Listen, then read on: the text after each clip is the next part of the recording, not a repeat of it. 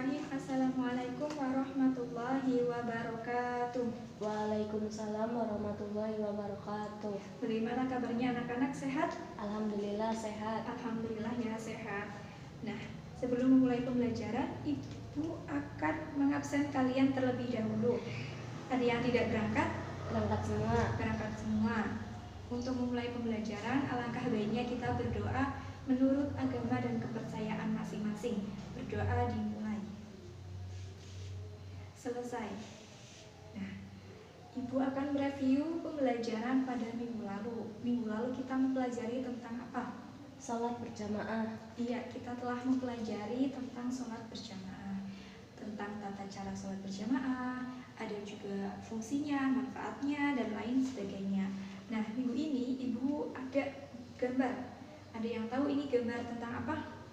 Salat berjamaah. Iya, sholat berjamaah. Ini adalah gambar doa setelah sholat berjamaah. Ada yang tahu nggak manfaatnya berzikir atau doa setelah sholat? Itu apa? Nggak tahu. Jadi zikir atau zikir atau berdoa setelah sholat itu dapat menutup kekurangan kita di dalam sholat kita tadi. Jadi ketika kita ada kekurangan di dalam sholat, itu bisa ditutup oleh zikir dan doa kita. Nah, untuk itu ketika kita setelah selesai sholat jangan langsung kabur ya. Ada baiknya kita berzikir dan berdoa terlebih dahulu seperti wiridan. Nah, seperti itu. Nah, ada yang tahu nggak zikir itu artinya apa? Enggak. Jadi zikir itu berasal dari bahasa Arab yang berasal dari dzakaro yadkuru dzikron. Artinya itu mengingat, menuturkan. Maksudnya itu kita mengingat kepada Allah dengan maksud untuk mendekatkan diri kepada Allah. Nah, ada juga dalil mengenai zikir di dalam surat Al-Baqarah ayat 152 yang berbunyi Bismillahirrahmanirrahim. Fadkuruni adkurkum washkuruli wala takfurun. Nah, kita itu disuruh untuk berzikir, mengingat kepada Allah, maka Allah akan ingat pada kita, dan kita disuruh untuk bersyukur dan jangan kufur atas nikmat yang telah Allah berikan. Nah, kemudian ada doa. Ada yang tahu doa itu artinya apa? Enggak tahu. Doa itu artinya kita memohon sesuatu kepada Allah. Nah, ketika kita mempunyai hajat, mempunyai keinginan, kita itu disuruh untuk berdoa kepada Allah. Ada dua yang harus kita kerjakan ketika mempunyai keinginan, yaitu berusaha dan berdoa. Ketika kita hanya berdoa tanpa berusaha, maka itu artinya bohong atau sia-sia ya. Nah, lain halnya ketika kita hanya berusaha tanpa berdoa, itu artinya kita sombong. Maka jangan seperti itu, harus seimbang antara berusaha dan berdoa. Nah, itu tadi pengertian zikir dan berdoa. Kemudian ada manfaat berdoa dan berzikir. Apa sih manfaatnya? Nggak tahu. Jadi zikir itu dapat menenteramkan hati, jadi kita selalu mengingat kepada Allah. Jadi tidak ada rasa was-was. Nah, kemudian ada tata cara berzikir. Berzikir itu ada 3 cara, yaitu dengan cara lisan, kemudian perbuatan, kemudian di dalam hati. Nah, dengan di dalam hati itu artinya kita mengingat kepada Allah, mengingat keesaan Allah, mengingat ciptaan-ciptaan Allah. Nah, kemudian dengan perbuatan, contohnya seperti apa? Seperti ketika kita dengar adzan, kemudian kita langsung melaksanakan perintah Allah, yaitu sholat. Nah, itu salah satu zikir dengan perbuatan. Kemudian ada zikir dengan yang terakhir apa? Lisan, yaitu kita menyebut atau selalu menyebut sifat-sifat Allah atau keesaan-keesaan Allah. Nah, sudah paham semuanya ya?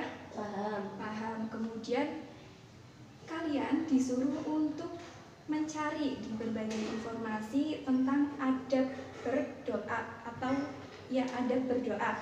Silahkan kalian cari, Ibu kasih waktu. Selanjutnya kalian maju ke depan untuk mempraktekkan dan membacakan hasil pencarian kalian. Paham ya? Paham. Paham, silahkan dicari. Sudah semuanya? Sudah. Sudah. Siapa yang mau maju terlebih dahulu? Ya, Mbak Nisa, silakan.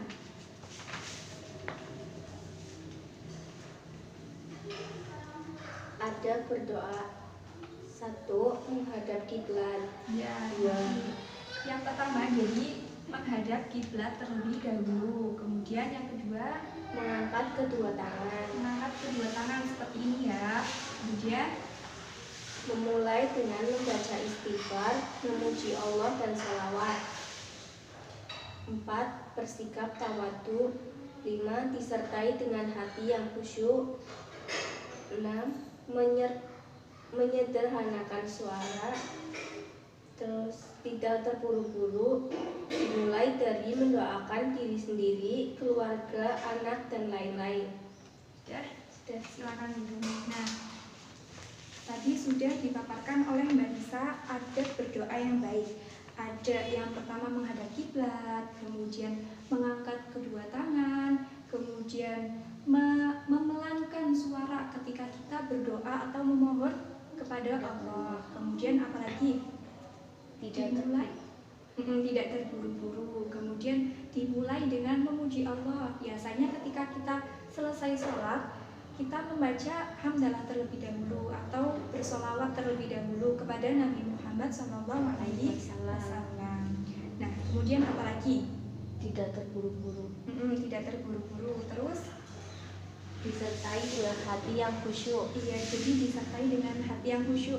Ketika kita berdoa, kita harus merasa rendah diri dan rendah hati di hadapan Allah.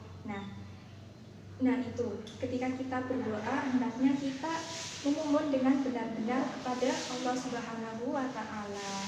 Nah, kemudian selanjutnya itu yang bawah apalagi? Sudah selesai? Selesai. Sudah. Nah, kemudian ada kemungkinan doa kita itu tiga. Yang pertama diijabah, kemudian digantikan yang lebih baik, atau dikabulkan di akhirat. Nah, itu ada tiga kemungkinan: dikabulkan dengan baik sesuai keinginan kita, atau digantikan oleh Allah dengan hal yang lebih baik, atau bisa dikabulkan di dalam akhirat atau dijadikan sebagai pahala. Nah, sudah paham ya semuanya? Paham. Paham. Ada juga waktu dan tempat yang baik ketika berdoa. Mbak Nisa tahu nggak waktu yang tepat untuk berdoa? Pada bulan Ramadan. Iya, bulan Ramadan. Kemudian Terus pada saat wukuf. pada saat wukuf. Nah, kemudian apalagi? Hari Jumat. Hari Jumat. Antara dua khutbah. Ya, antara dua khutbah. Kemudian ketika di antara azan dan iqamah. Kemudian ada ketika turun hujan. Nah, itu waktu yang bisa diijabah doa-doa kita. Kemudian ada tempat yang bisa diijabah doa kita. Apa?